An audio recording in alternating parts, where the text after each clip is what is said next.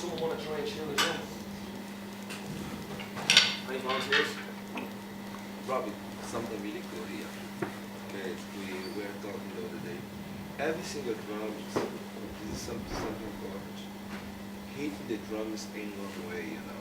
All people play the drums and play like play sharp on the drums the same way that play the snares. Some people angle the drum and play just in the center.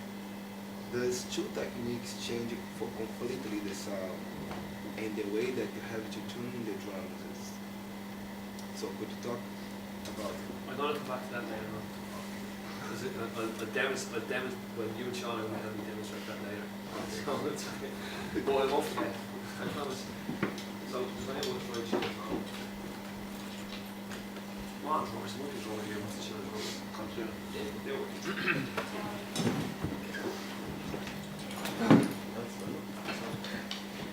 That head.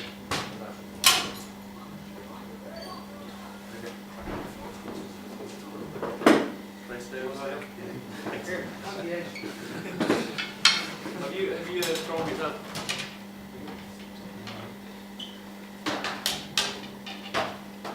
Now, floor toms. I tend to treat floor toms completely different to the way I do rack toms, because from my experience, it's a different drum, it's a different sounding drum. Now, you can't see, I skinned this drum in the shop a few weeks ago, and I used different skins on each drum. It was an idea I had a few years ago. I bought a kit by Pearl, it's called a reference series.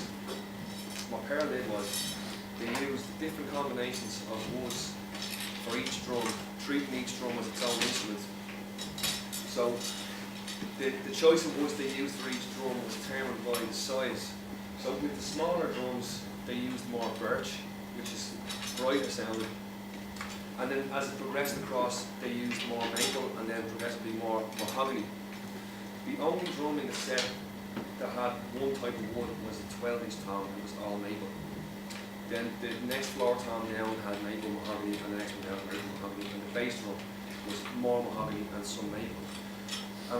When I bought one of those kits at the time, and when I came to skinning it, I was using all Emperors at the time, and I was struggling to find tuning that I liked on it.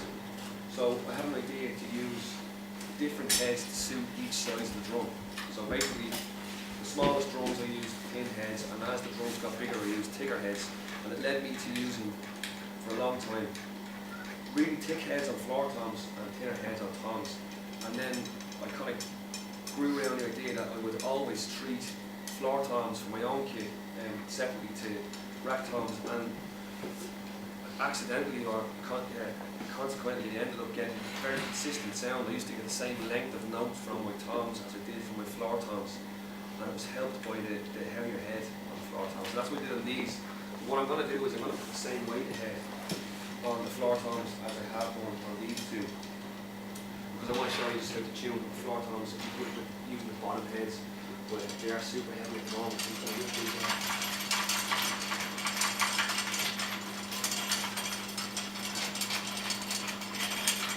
When tuning toms, you were saying earlier about the tuning of the relationship between the top and the bottom head of the snare. Yeah. Is the relationship of a different nature with toms than it is with the snare? Do you know what I mean? It's the same relationship, but it's definitely more exaggerated.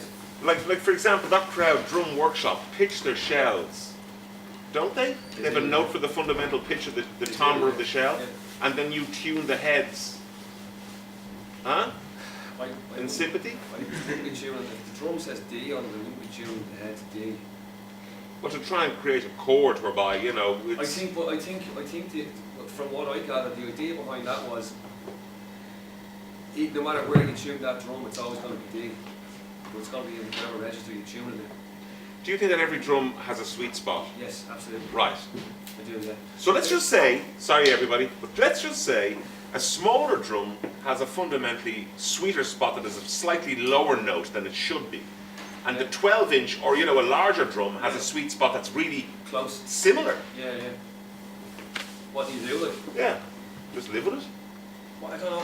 Well, see, the choice of head is going can affect that greatly. Like, you know, that's why that was the problem I was having with the reference.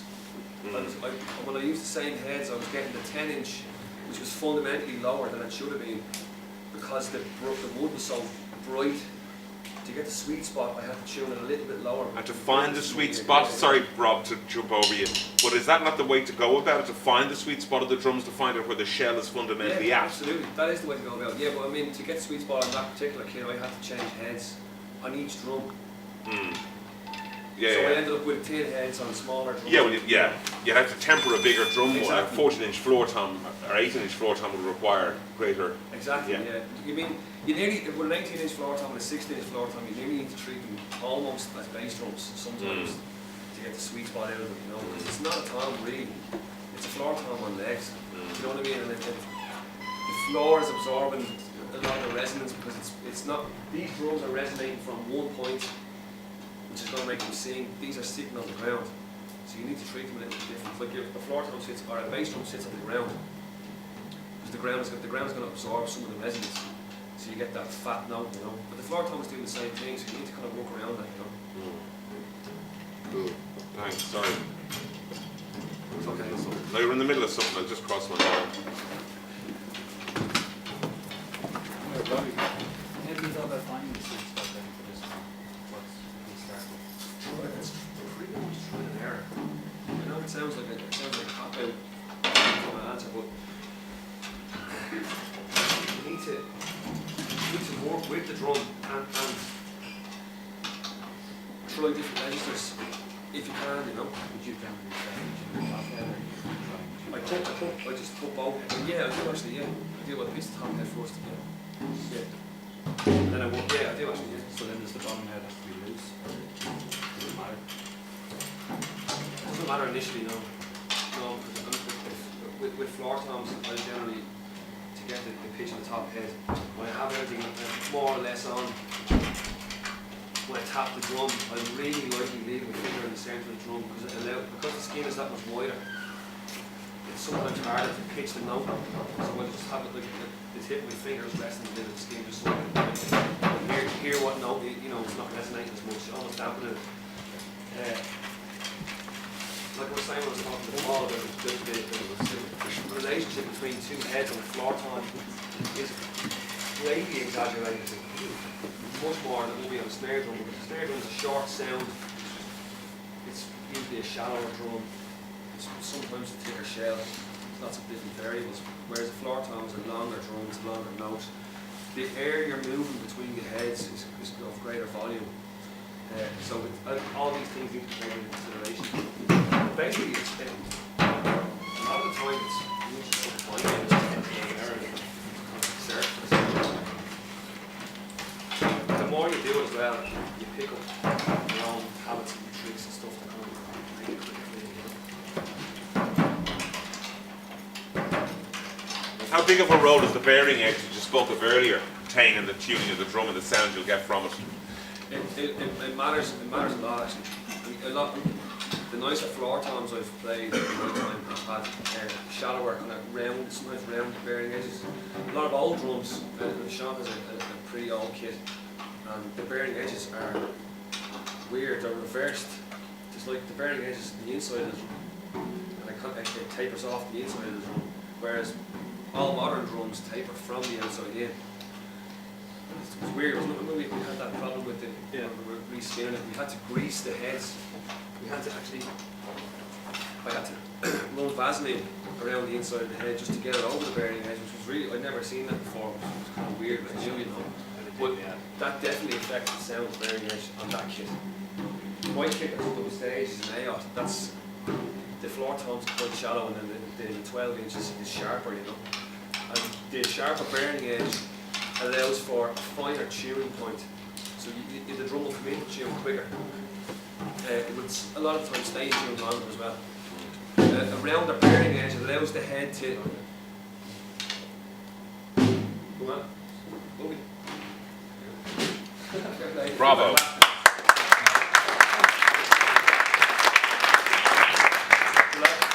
That makes me double it.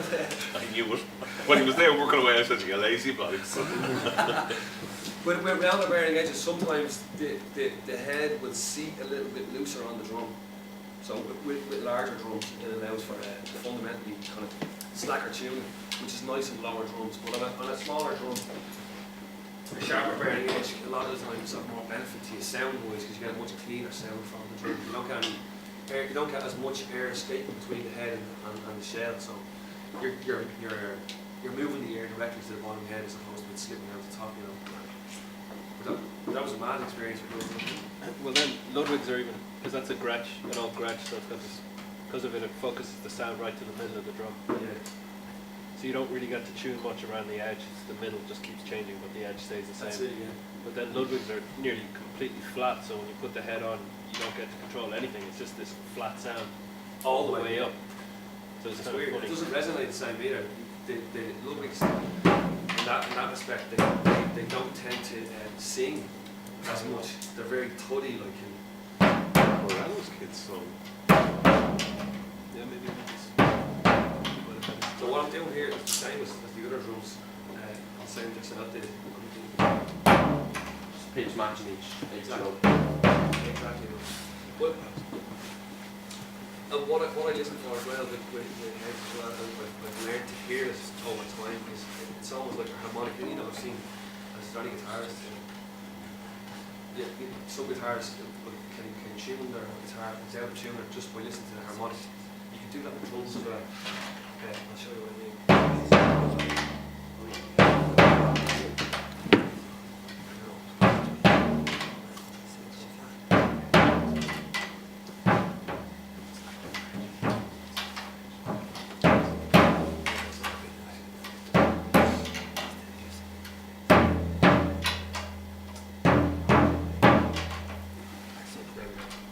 You can hear that coming up. What I'm doing is I'm giving it actual space to come up to where that is. So I can hear the initial note, and then I'm bringing the second note over. So it's working like a harmonic would on a guitar, you know.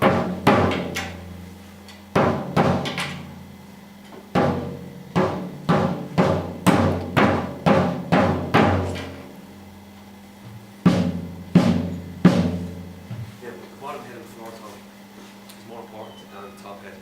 If you want some drummers, I like the floor tom note to sync after I play it. So it's like if you imagine the note as this is going to sound crazy, but if you imagine the note as an image and like a graph, you hit the note as an initial impact and then the note falls. I like that sound. So to get that sound, I generally tune the bottom head a little tiny bit higher than the top. So I don't do on toms, I do on floor toms now. I'll show you what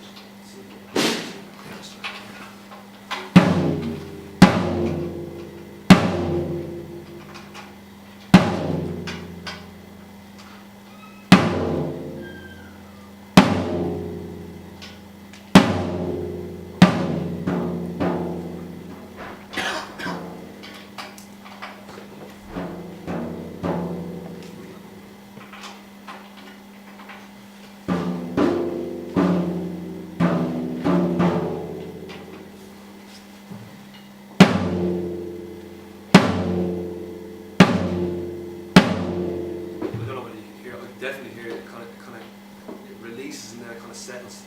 It's very hard to explain, but that's basically what the bottom head is. It's about a half a step, I think. Yeah. The note's kind of settling.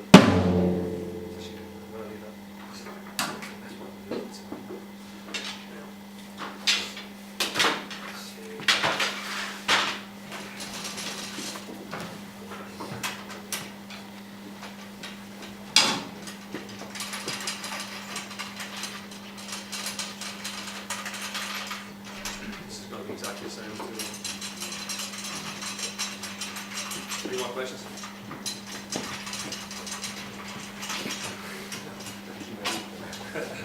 Too many. Rough coat and clear. Rough coat and clear skins. Yeah. Well, The difference?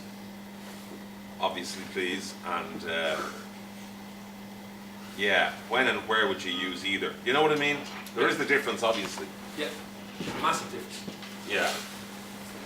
You're not using, except for the drum head today, anything but clear heads On this kit, on this kit. on the second kit, I'm going to use coated Oh, good heads. man. Yeah, Oh, yeah. well then, yeah. And that's a stylistic thing that I'm doing that.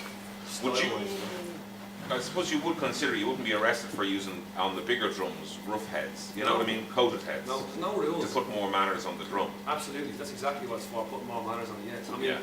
there's no rules. You can combine heads, coated and clear. On my own kit up there, I've got coated heads top and bottom, Right. which is, don't see a lot around. It's a very old school way of doing things.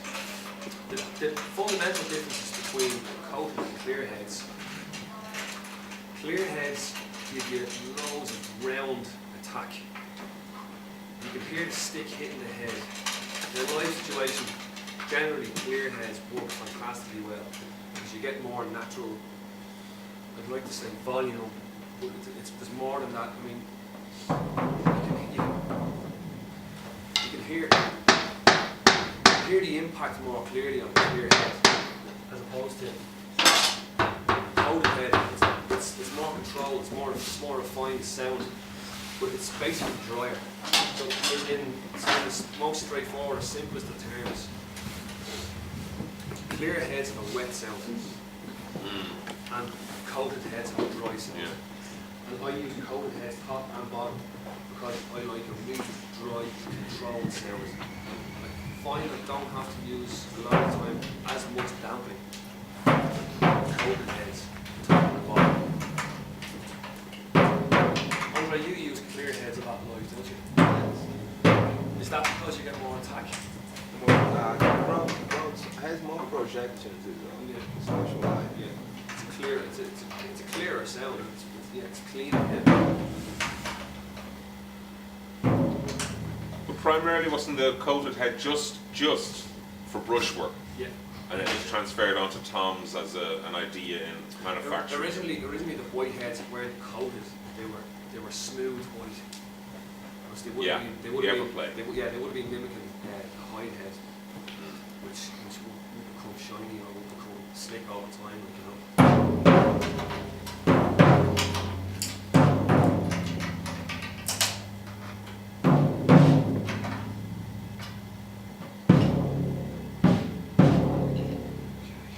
Can everyone hear that wobble in the note? That's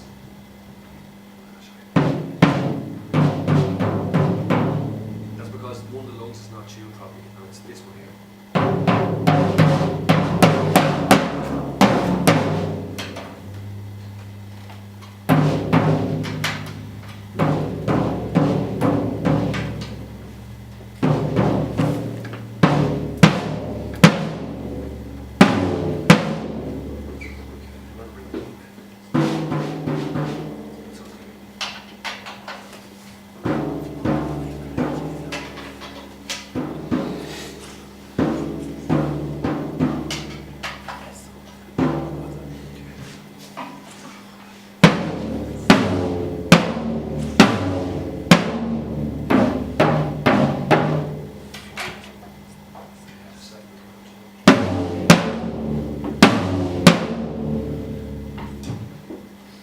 Until Andre puts it down on.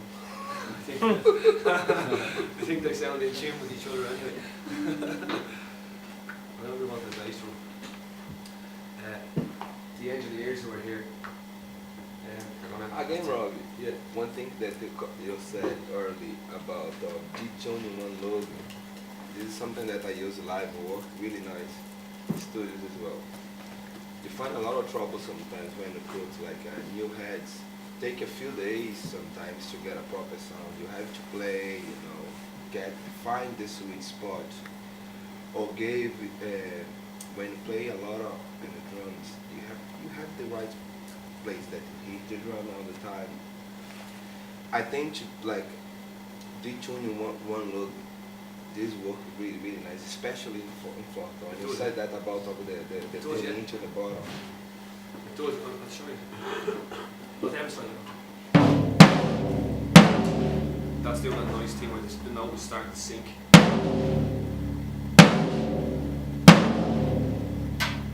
I'm going to DG one at the top.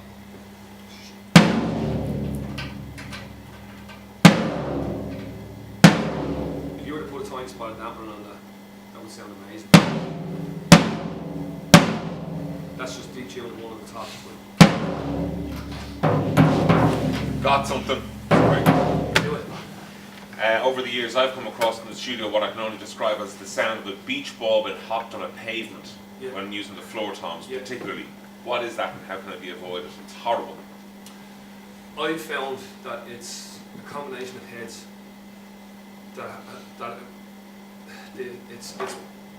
it presented itself to me a few years ago. I was in the studio and I took I was silly enough to not bring spare bottom heads with me, and I took my floor tom out of the case, and the bottom head split, and I had to use a top head on the bottom of the drum. So it was the same as the top. So basically both heads were exactly the same. Right. And the bottom head was too heavy. Having said that, I had this on a few occasions using a pinstripe 16 and a diplomat. On the bottom. Uh-huh. I still had that same disgusting beach ball thing. Was it an odd drum? I've never dealt in odd drums. You sold them to me. Well, it definitely wasn't an odd drum. And how did you get about it? I wailed and gnashed my teeth and left. Can't remember if we got over it anyway. Had a cup of tea and a bun. The way I got around was I dampened the bottom head. I just thought about your cotton balls. They would have been perfect had I known. Yeah, that's pretty much what I did. Yeah. I didn't have any cotton ones, so I got little scrunched up pieces of tissue paper and I just fired them in the hole. And I was just playing the drum and I put one in and I put another one in and I put one in until it worked, and basically just dampened the bottom edge. And it tended to save the problem.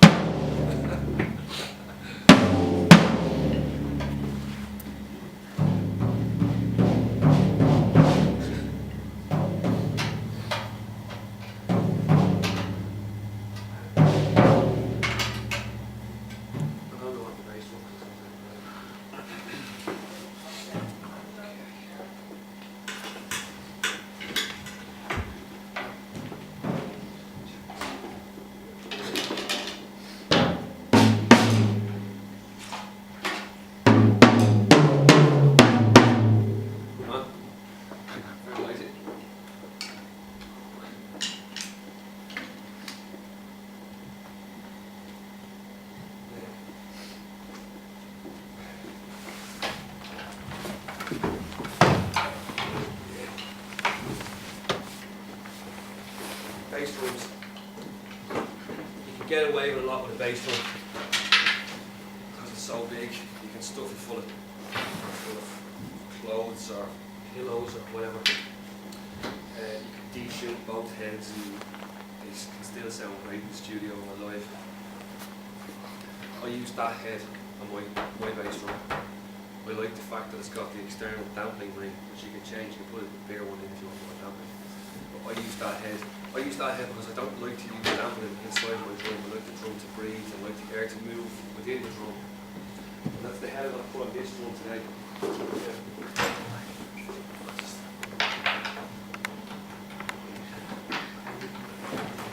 There's no dampening inside this drum either. What I tend to do is I tend to tune the front head of the bass drum higher than the back, or than the batter head lower than the resonant head.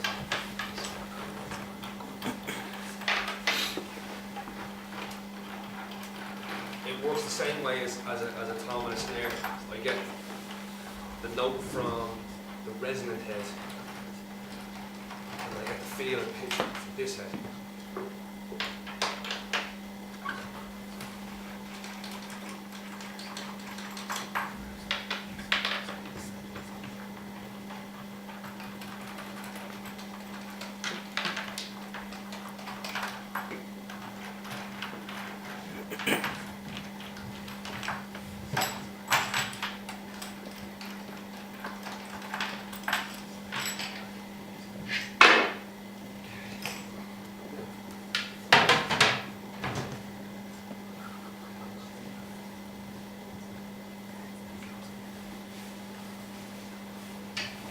I just say something? Sorry. I find it really beneficial if you're doing this kind of work with your drums, giving them a rejig, like if it's a house kit and you're in charge, put a bit of Vaseline onto the tension rods, Oh yeah. you know, for wear and tear and ease of blah, blah, blah. Continue. I'm anal. I absolutely do that too. Oh, do you? Yeah. You can actually buy, you know, Goose grease. Goose grease, yeah, and low grease or whatever. Vaseline will be great. Also, if I need a drummer in the house or need it done, just give me a shout. I wouldn't recommend doing it for snare drum because your lungs can detune themselves quite easily. But Yeah, but what happens all the time though, you're rehearsing and sweating, rehearsing rooms, and then the drummer's getting cold, it's going hot, cold, it just dries out. And the chrome's going to oxidise over time anyway for the atmosphere, so it definitely should. yeah, Even if it's going to detune, everyone just trying to keep on top of the tune and while they're playing, you know. yeah, You can buy low blocks and stop the detune. yeah, exactly. Yeah. Some companies actually, one company in particular, Sonar, addressed the issue inside the lug box. They've designed a tension rod and a tuning system with a built-in lug lock. The screw's got a flat spot on it, and there's a lug lock actually built inside and they won't detune. There's ways around it, you know. But basically, if the drum's detuned, you're probably getting it too hard. Yeah. Basically, you know. I'm guilty of it too. Let me see.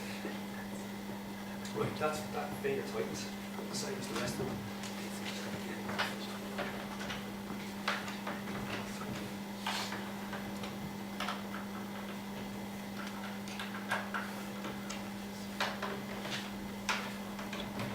With bass drums, they've obviously got a wooden tube on it. Some don't, most do. The wood tube is bendy, so it's malleable. So when you're tuning, and it's the same on steel, but it's exaggerated on wood. When you tune one down, you pull that down, and all the ones closest to it will come looser because they're being pulled away from the cloth. So you'll find that you might be changing the tune on a bass drum sometimes quicker than you would on a tom because it's affected by the tension in a more exaggerated fashion.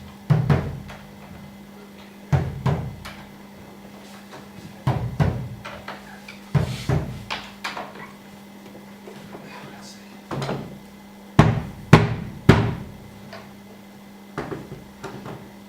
Check the tune.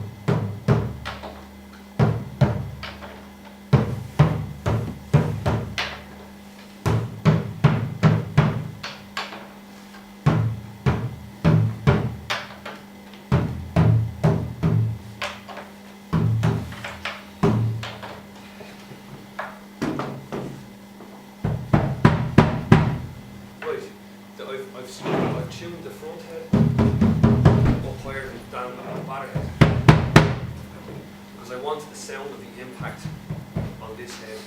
I want the sound of the note, the breath of the drum on this head. I'll just show you what it sounds like. There's no dampening inside that drum. It's not ringing, it's not sounding shit. That's aided by this dampening ring, that ring on the actual skin, which you can pop out. You can put in a wider one, which is over there, if you want more dampening. But I mean, you know, I think that sounds great for us. But I mean, the most important thing for drummers, for engineers, you know that with a record, if you're recording, or even if you're live, most important drums in the drum set, like toms generally are inconsequential. You can live with them, even if they're crap drums. You can put a head on it, sound great, but you need to put most work into your bass drum and your snare drum. Because they're your backbone of tracking, you know. So, is that right, Paul? Oh, yeah.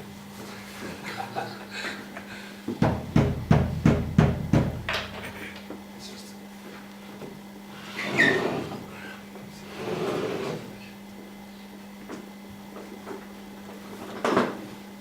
Later on, when 400 played this kit, probably use the dampening. So we can demonstrate the difference between the dampening